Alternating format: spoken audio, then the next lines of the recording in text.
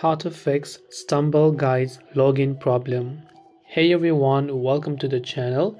In this video, I'm going to guide you through the steps on how you can fix if you're facing issues on the Stumble Guides game on your phone. So without further ado, let's get started.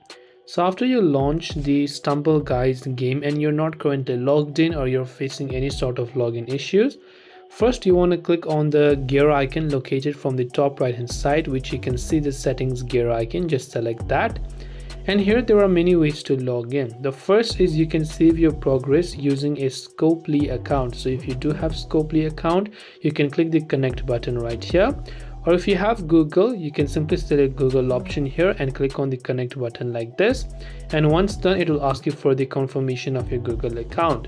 So it's very easy that way also. Then you can just proceed by clicking on the continue button. It will ask you for a confirmation and permission again. Just select continue and agree to these terms and conditions right here, and just click on the continue button again.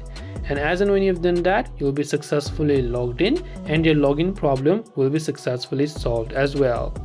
And this way you will then be able to fix Stumble Guides login problem. Hope this video helped you out. If you have any questions, feel free to leave them down. Thank you for watching and see you soon in the next video.